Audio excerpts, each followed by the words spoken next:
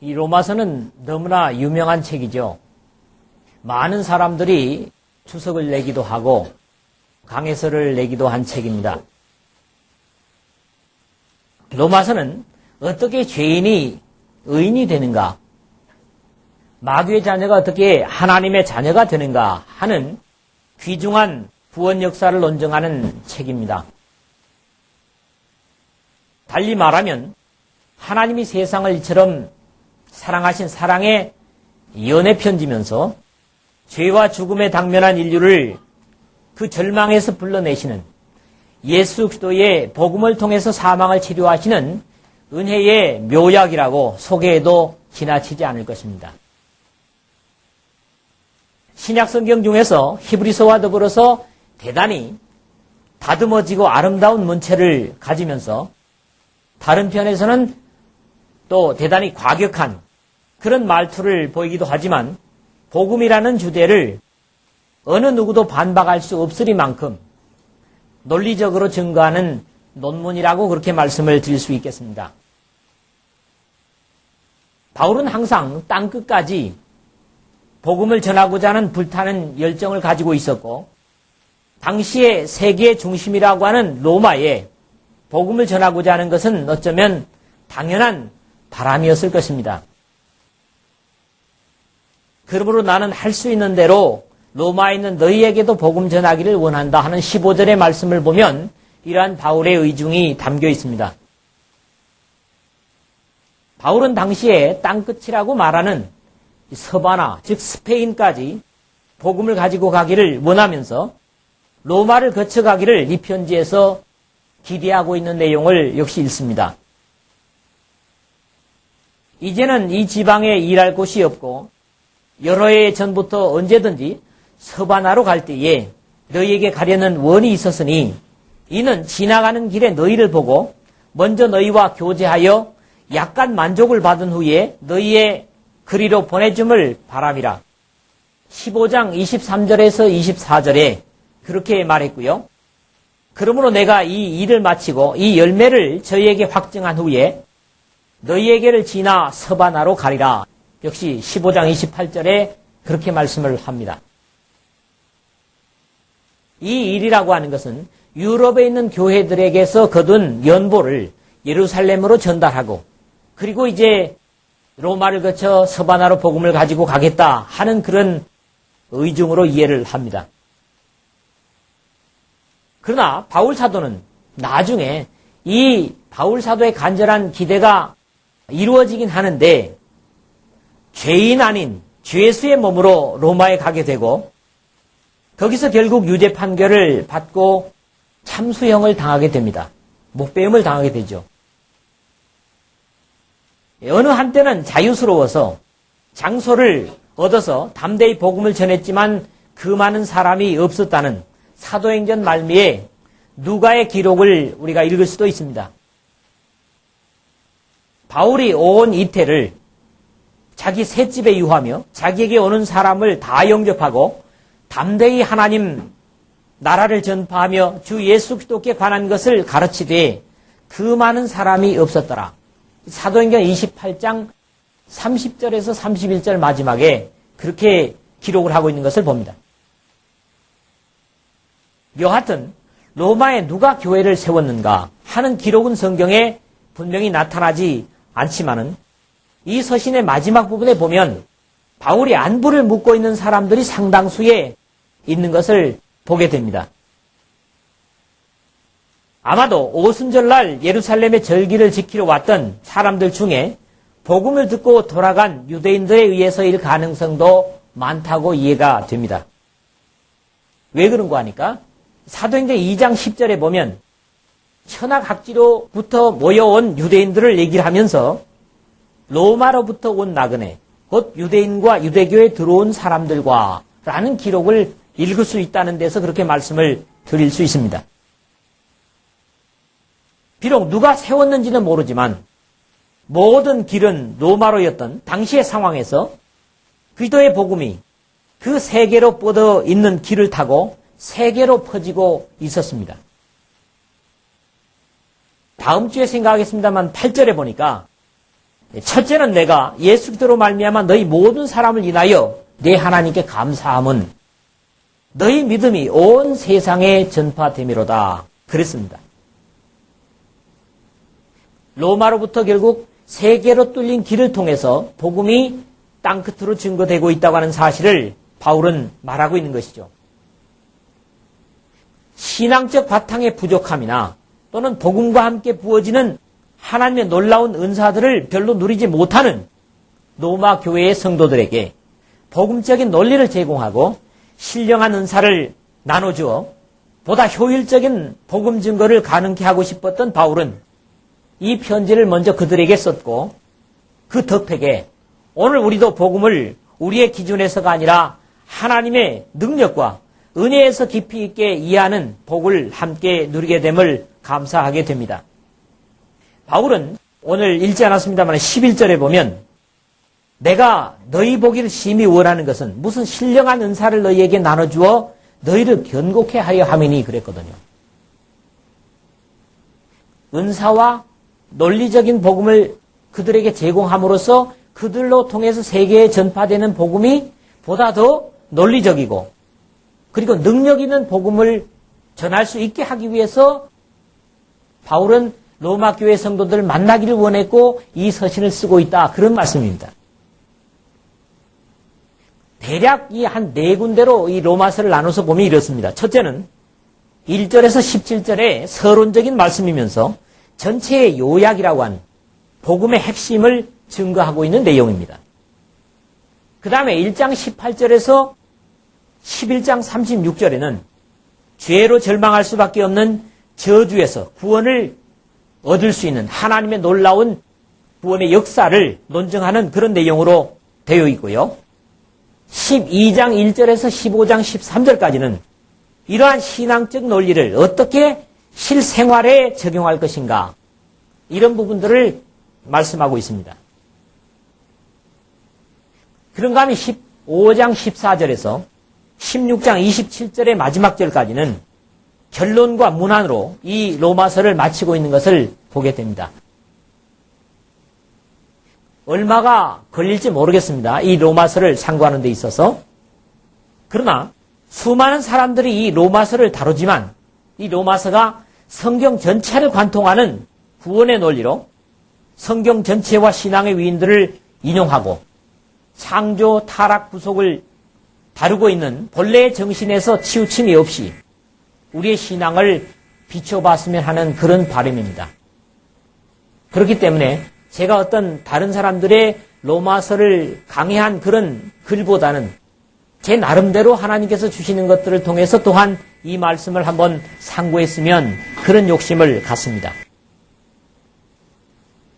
어떤 사람들은 이 신앙적 논문이라고 하는 로마서와 실천적인 서신이라고 하는 야고보서나 베드로서의 극단적인 차이를 지적하려고 합니다. 가령 야고보서를 갖다가 루터 같은 사람은 지푸라기 복음이라고 그렇게 얘기를 했습니다. 신앙적인 논리보다는 오히려 실천에 대한 것들이 강하기 때문에 로마서와 배치되는 야고보서를 그렇게 평가절하했던 그런 역사 속에 사람들도 있었음을 봅니다. 사실에 있어서는 그런 서신들과 비슷한 점을 비교 분석하고 조화를 시도하는 그런 성경학자들도 들어 있음을 보게 됩니다. 어떤 극단에 치우치지 않는 성경 전체와의 조화를 하나님께서도 기뻐하시리라고 보고 또 성경 전체의 조화를 이루는 그런 입장에서 이 말씀을 무리 없이 진행했으면 하는 그런 바람으로 기도를 하고 있습니다. 어찌 보면 오늘의 시대가 정치와 종교, 이 서신이 쓰여질 당시의 로마의 재현이라고 할 문화의 풍성한 발달, 그리고 과학이 최고조에 달하고 있을 때인 만큼 로마서는 바로 이러한 오늘 우리에게 가장 필요한 서신이라고 볼 때 이 말씀을 다루게 된 사실에도 감사를 갖습니다. 1세기를 풍미하고 있는 세 가지 틀이 있었습니다. 그건 뭐냐 하니까 로마의 정치, 유대의 종교, 그 다음에 헬라의 문화, 이 세 가지가 1세기를 설명할 수 있는 틀이고요. 그 다음에 이 세 가지 속에서 탄생된 것이 바로 신약 성경이고, 이 로마서라고 하는 데서 이런 문화의 부흥 시대면서 그러면서도 어떤 도덕적으로 타락되어 있는 이 현 역사 속에 우리들에게 아주 적절한 말씀이 아니겠는가, 그런 생각을 해보는 겁니다. 이 로마서를 통해서 지적하고 일깨우고 책망하시고자 하는 하나님의 마음이 성령과 더불어 오늘 우리 모두에게 복되고 사실적인 교훈이 되었으면 하는 바람으로 이 말씀을 나누고자 합니다. 여러분들도 역시 기도를 많이 해주셔서 이 말씀이 은혜로운 말씀이 되도록 함께 협조를 해주셨으면 하는 부탁을 드립니다. 오늘 읽은 말씀을 세 부분으로 나누어서 상고를 하려고 합니다. 첫째는 1절과 5절, 6절의 말씀입니다. 예수 그리스도의 종 바울은 사도로 부르심을 받아 하나님의 복음을 위하여 택정함을 입었으니 그로 말미암아 우리가 은혜와 사도의 직분을 받아 그 이름을 위하여 모든 이방인 중에서 믿어 순종케 하나니 너희도 그들 중에 있어 예수 그리스도의 것으로 부르심을 입은 자니라. 그렇게 기록이 되고 있습니다. 이 말씀을 통해서 하나님의 부르심을 감격으로 고백하는 바울을 본다고 하는 것입니다. 역시 하나님의 부름받은 여러분들도 이런 같은 감격을 가지고 하나님 앞에 기쁨과 찬양을 고백할 수 있는 그런 말씀으로 이 말씀을 생각했으면 합니다. 바울 사도는 자신이 복음을 위해서 부르심을 받고 택정함을 입었다는 사실을 그의 서신들마다, 이 로마서뿐만 아니라 모든 바울이 쓴 서신들마다 첫머리에 감격으로 고백하는 것을 읽게 됩니다. 당시에 로마의 인구의 4분의 3이 종의 신분, 즉 노예 신분이었는데, 사실 일반적인 종의 신분은 주인의 재산으로 취급되는 인권조차도 없는 신분임을 본다면 자신의 예수 그리스도의 종이라는 표현은 주님께 철저하게 복종하고 섬겨야 할 자신을 고백하는 자세로 그렇게 이해를 합니다. 바울이 언제나 주장하는 또 다른 표현인 사도로 부르심을 받아 라는 고백 역시 감격 중에 감격이었습니다. 사도라는 말 자체가 아포스톨로스라는 말이죠. 주님께서 직접 부르심을 받은 자라는 의미라고 볼 때 바울에게는 남다른 부름받은 감격이 늘 그를 감격해 하고 흥분시켰던 것 같습니다. 본서의 요약이라고 하는 갈라디아서에서 형제들아 내가 너에게 알게 하노니 내가 전한 복음이 사람의 뜻을 따라 된 것이 아니라 이는 내가 사람에게 받은 것도 아니요 배운 것도 아니요 오직 예수 그리스도의 계시로 말미암은 것이라. 갈라디아서 1장 11절에서 12절에 그렇게 말하고 있습니다. 주님의 몸된 교회를 핍박하던 자신을 다메섹 도상에서 불러주신 감격을 누구에게나 자랑하고 있는 겁니다. 예수님을 위해서 일하는 가운데 더 개인적으로 부름을 받았다면 그것도 감격할 것인데, 하나님의 교회를 핍박하고 괴롭히는 가운데서 주님께서 불러주셨다는 감격이 사도들보다 남다른 감격을 바울로 하여금 가지게 했던 것이죠. 그로 말미암아 우리가 은혜와 사도의 직분을 받아 5절 상반절에 그랬는데, 하나님께 은혜를 받은 또 다른 면은 섬김을 위해 부르심을 받았다는 사실입니다. 그러므로 무슨 직분이든지 받았다면 바울 사도처럼 하나님께 받았다는 자세로 섬겨야 하고 감격으로 섬겨야 할 것입니다. 누구로 말미암아? 그로 말미암아. 즉 예수 그리스도로 말미암아 은혜와 직분을 받았다는 감격을 바울처럼 고백할 수 있기를 바라는 겁니다. 나는 예수 그리스도로 말미암아 성도라는 직책을 받았다. 이런 감격을 여러분들도 바울처럼 드릴 수 있기를 바라는 거죠.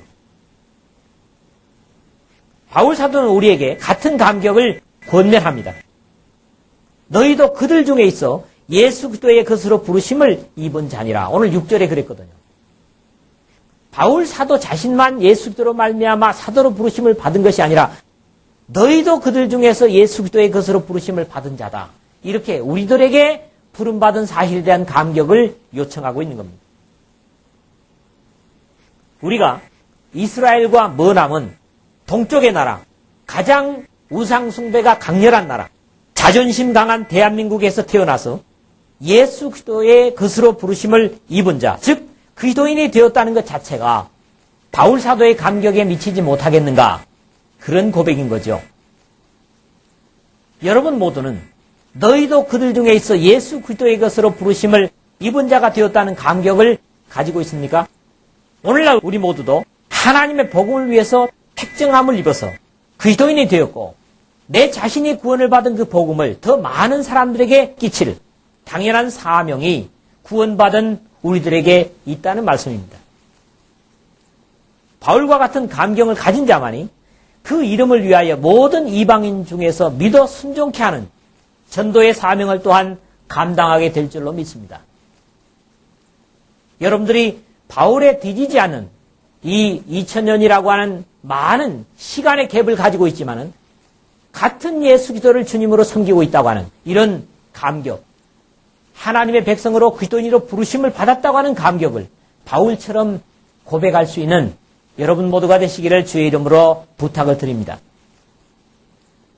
두 번째로는 2절에서 4절인데요. 바로 복음의 내용입니다. 이 복음은 하나님의 선자들로 말미암아 그의 아들에 관하여 성경에 미리 약속하신 것이라. 이 아들로 말하면 육신으로는 다윗의 혈통에서 나셨고 성결의 영으로는 죽은 자 가운데서 부활하여 능력으로 하나님의 아들로 인정되셨으니 곧 우리 주 예수 그리스도시니라. 그렇게 기록이 되고 있습니다. 이 부분에서는 우리를 구원하신 복음이 우리에게 오기까지 하나님의 예정과 역사를 증거하고 있습니다.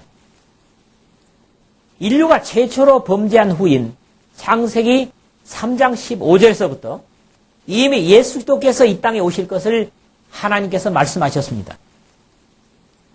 내가 너로 여자와 원수가 되게 하고 너의 후손도 여자의 원수가 되게 하리니 여자의 후손은 내 머리를 상하게 할 것이요 너는 그의 발꿈치를 상하게 할 것이니라 라는 말씀에서 우리가 확인을 하게 됩니다.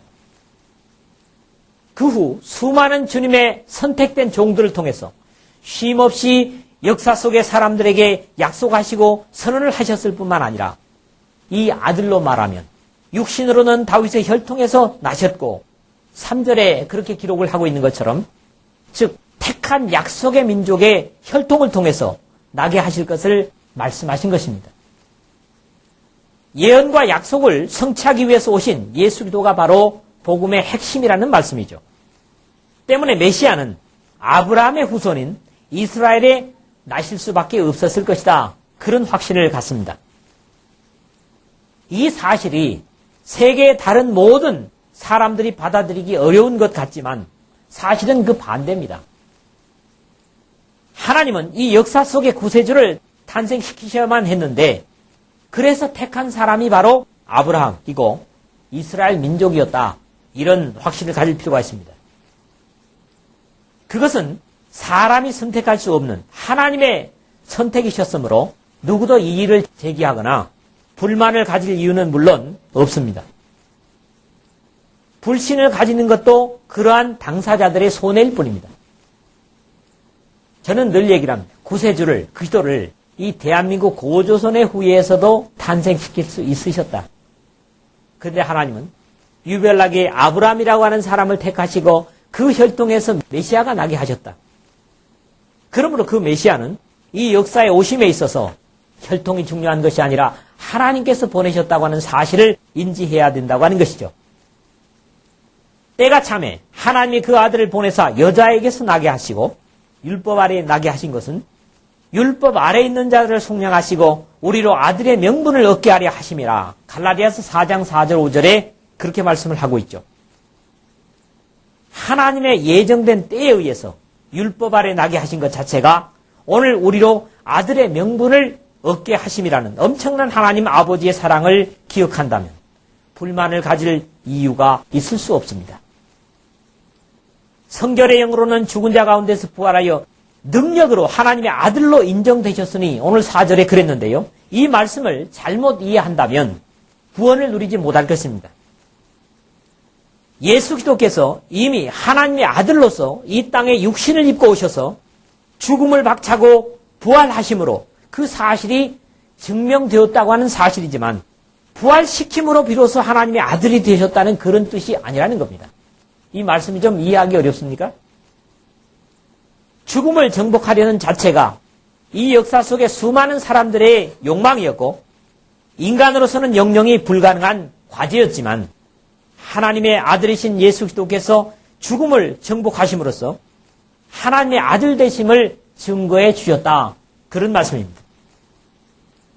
이 역사 속에 위대하다는 사람들은 더러 있었고 철학자들이라는 사람들도 많았지만 인류가 그만큼 간절히 열망했던 죽음의 권능을 해결할 수 있었던 사람은 아무도 없이 모두 죽임을 남기고 이 세상을 하직했습니다.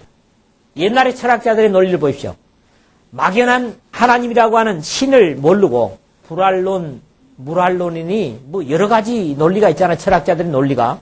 그러나 이런 것들이 결국 하나님의 구원을 제시하거나 인간을 죽음에서 자유하게 하는 그런 역할을 해낸 사람이 없다는 거죠. 왜요? 그들도 한 사람의 죄인으로서 인간이었기 때문이라. 하나님의 아들 예수 그리스도만이 이 영원한 숙제를 푸실 수 있으셨습니다. 즉 죽음을 정복하실 수 있으셨다는 거죠. 왜냐하면 그는 부활이요 생명이신 하나님의 아들이시요 하나님이시기 때문입니다. 곧 우리 주 예수 그리스도시니라 그랬는데 여기에서 우리가 대단히 감격을 주는 표현이라고 저는 이해를 했습니다. 예수 그리스도 당시 그의 죽음을 정복한 사실을 목격한 사도들과 그 이후에 수많은 역사 속에서 예수 그리스도의 부활을 자신의 것으로 고백했던 사람들뿐만 아니라 오늘 수천 년이 지난 우리가 동일하게 우리 주 예수 그리스도시라 또는 나의 주 예수 그리스도시라는 고백을 드릴 수 있다고 하는 사실입니다. 예언을 따라서 이스라엘의 베들레헴에서 나시고 골고다에서 십자가를 지고 죽으셨다가 3일 만에 캄캄한 죽음을 정복하시고 사망을 향해서 호령하시며 무덤에서 부활하여서 하나님 우편으로 승천하시고 이제 그를 사모하는 자들을 영원히 구원하시기 위해서 이 역사에 다시 오실 예수 그리스도를 나의 주 예수 그리스도라고 고백하는 감격이 주님께서 이 땅에 오실 때까지 변함없는 여러분들의 감격된 고백이 되시기를 주님의 복되신 이름으로 축원을 드립니다. 마지막으로 복음이 미치는 범위를 5절에서 7절에 보겠습니다. 그로 말미암아 우리가 은혜와 사도의 직분을 받아 그 이름을 위하여 모든 이방인 중에서 믿어 순종케 하나니 5절이고요. 7절에 로마에 있어 하나님의 사랑하심을 입고 성도로 부르심을 입은 모든 자에게 하나님 우리 아버지와 주 예수 그리스도로 조차 은혜와 평강이 있기를 원하노라. 그렇게 기록이 되고 있습니다. 우리를 동일하게 은혜로 부르시고 왕같은 제사장이라는 직분을 주셨다면 그것은 바로 모든 복음 밖의 이방인들을 복음으로 불러들이기 위한 귀중한 도구로 부르셨음도 우리가 의식할 수 있어야 되겠다. 그런 말씀입니다. 하나님께서는 나를 불러 구원하신 것처럼 나를 통해서 또 다른 사람들을 구원으로 불러들임에 있어서 나를 쓰시기를 원하십니다. 여러분 모두를 쓰시기를 원하십니다. 그 이름을 위하여 모든 이방인 중에서 믿어 순종케 하나니 그랬는데요. 그 이름이 바로 예수입니다. 그 이름이 의미하는 것처럼 뭡니까? 아들 낳으리니 이름을 예수로 하라. 이는 그가 자기 백성을 저희 죄에서 구원할 자심이라. 마태복음 1장 21절에 그랬죠? 바로 그 이름, 자기 백성을 저희 죄에서 구원할 자라고 하는 이름. 자기 백성을 저희 죄에서 구원할 자는 모든 이방인 중에서라는 범위를 분명히 해주고 있고 이것은 오순절날 이 땅에 최초로 복음이 선포될 때 베드로 사도를 통해서 성령께서 증거하셨던 말씀이기도 합니다.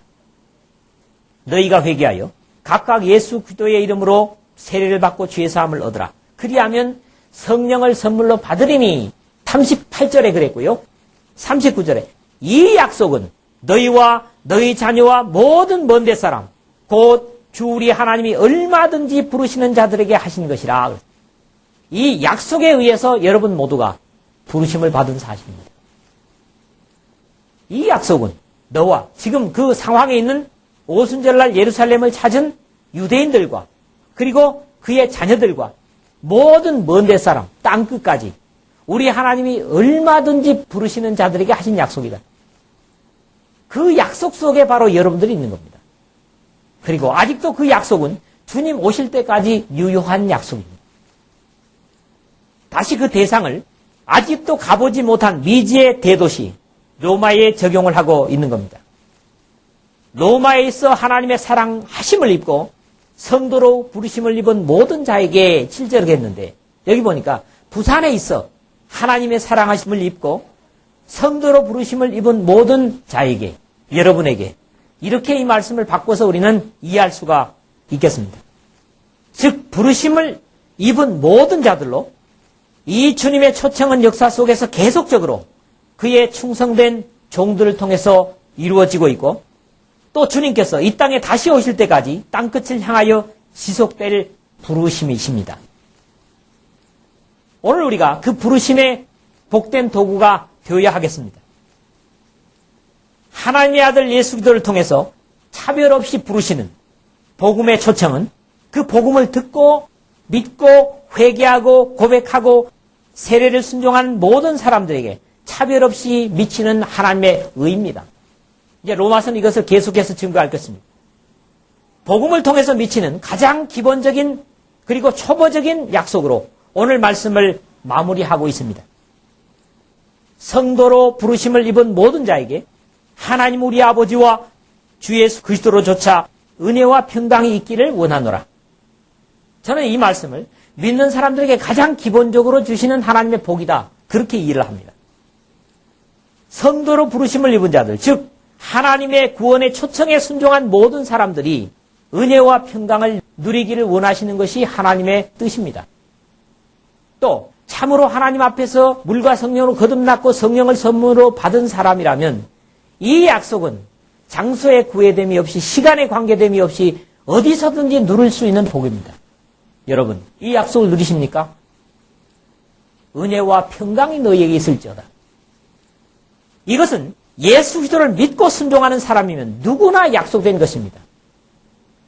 완전히 사업이 망하고 실직을 하고 아니면 끝이 보이지 않는 바다 가운데 배에서 풍랑이 쉬질 않는 그런 가운데서도 은혜와 평강은 변함없이 하나님의 백성이면 누릴 수 있는 것.